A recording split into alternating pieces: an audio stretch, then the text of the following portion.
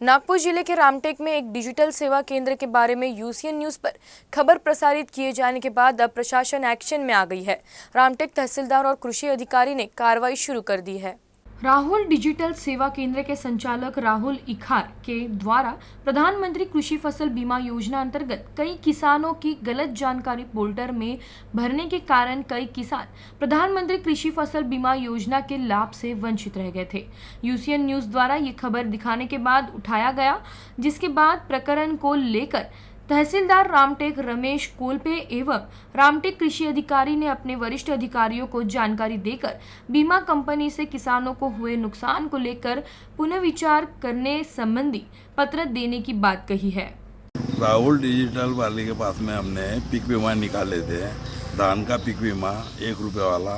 उसमें उसने धान का पीक बीमा निकालने के बजाय सोयाबीन का पीक बीमा निकाला और हमारा इंश्योरेंस उसने खराब कर दिया। इसके वजह से हमको हमारे धान की नुकसान भरपाई मिली नहीं।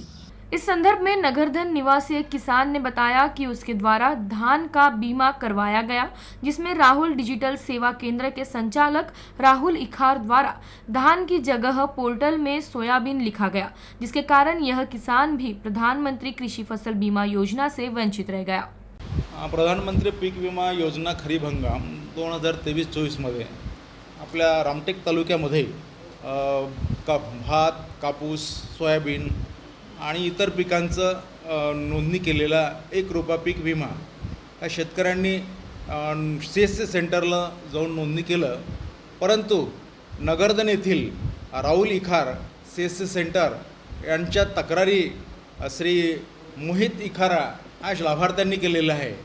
तर खरंच ह्या लाभार्थ्यांचं नुकसान झालेलं आहे।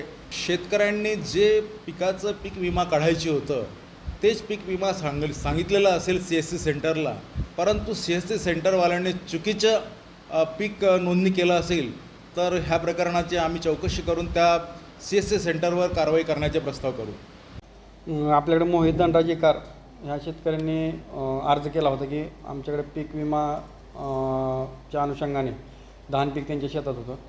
27-28 तारखेला त्यांच्या धान पिकाचं नुकसान झालं होतं, 27-11 नोव्हेंबर 2023 मध्ये।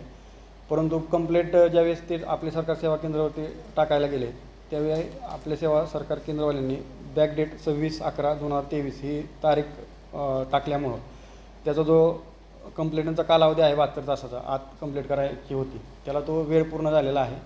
तर संबंधित जे आपले सरकार सेवा केंद्र आहे त्याचं आपले सरकार सेवा केंद्राची पूर्ण तपासणी करून जर त्यांनी चुकीचं जर काम केलेलं असेल आणि त्यामुळे शेतकऱ्याचं नुकसान भरपाईचं भेटत नसेल तर संबंधित आपले सरकार सेवा केंद्रावरती कारवाई होईल।